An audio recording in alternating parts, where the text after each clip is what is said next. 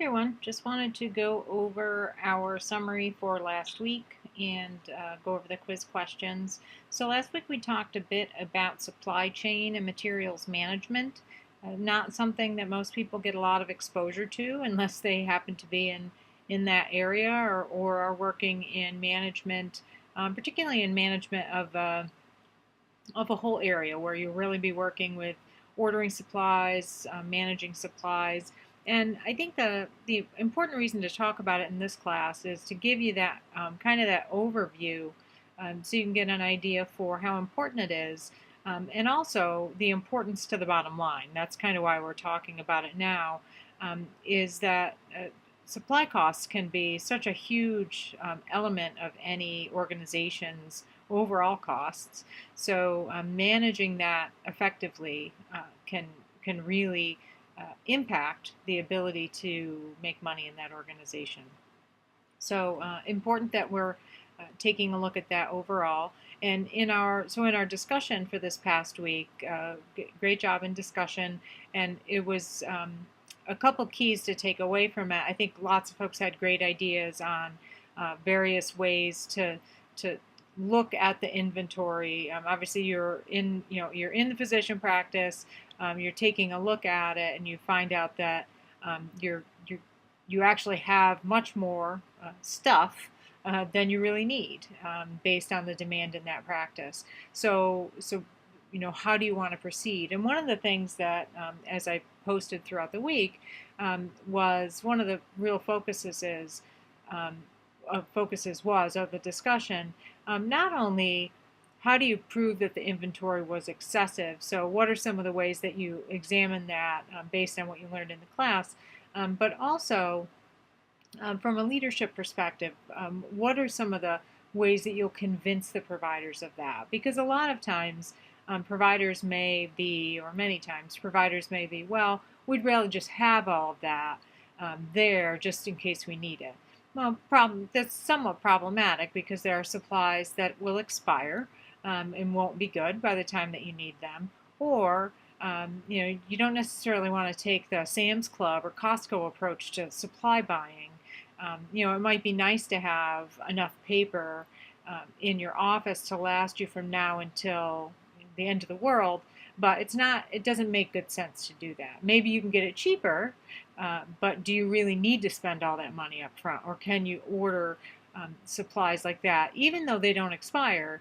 Does it make more sense to spend a few more cents for the supplies, but get them in a timely manner when you really need them? Because you can get office supplies quite quickly and you don't necessarily need, or those types of supplies. You can get most supplies fairly rapidly, and you don't need to order them so far in advance. So number one, what are some of the ways that you can analyze this? I think folks did that very well.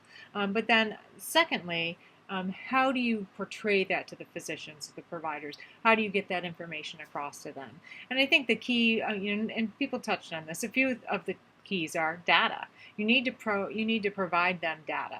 They want to see, okay, here's the difference in, maybe it'll cost us only this much more, but overall we're going to save this. We're really spending a lot of money, unneeded money, on having these supplies in advance, and so we're really going to save overall. But then also just using your leadership skills to truly work to convince the providers.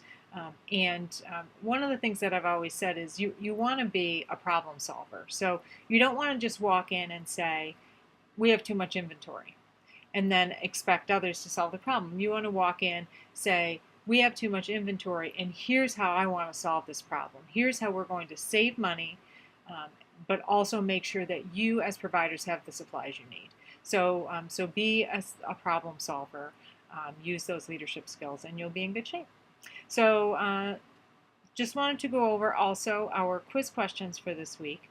I get the impression that the top two that were missed were the math-related questions. So it's not unusual for folks not to be big fans of math. So I'm guessing that was probably the case here as well.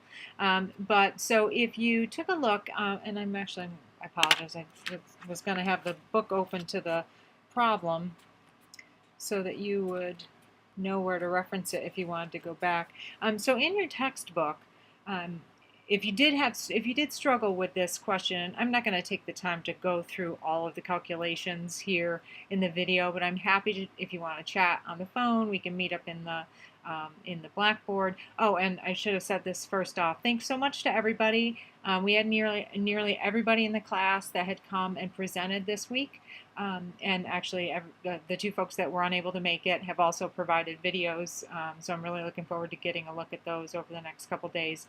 So everyone has presented their videos or live in class over the past week of their final projects. Excellent work. Everyone did a great job, and I really appreciate everyone taking the time to come. And I hope that you enjoyed it. I hope that you enjoy the opportunity to hear from your classmates. And it really can be. It's fun to be able to kind of see each other. It's great to be able to see everybody.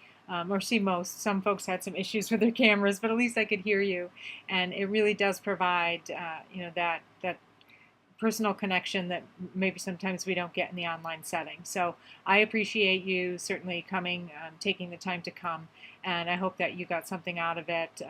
Both the ability to present, which is always an important piece of learning, and soft communication skills, always really important, but also the ability to hear from your classmates and kind of get to know them a little bit in that way.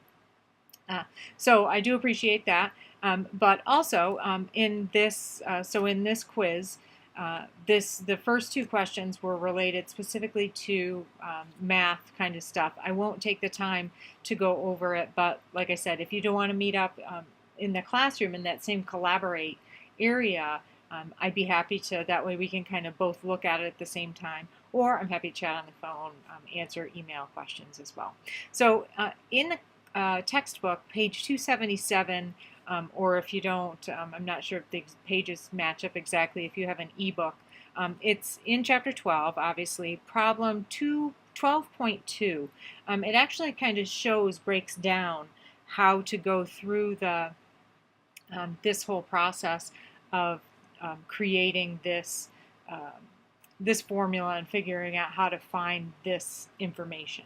So this question was, using the data provided, given a constant demand, how many weeks go by between orders? So we have the price, demand, ordering cost, interest, holding cost, lag time. We don't necessarily need all of that data to figure this out, but based on that, there are some formulas given in the book to calculate the different pieces.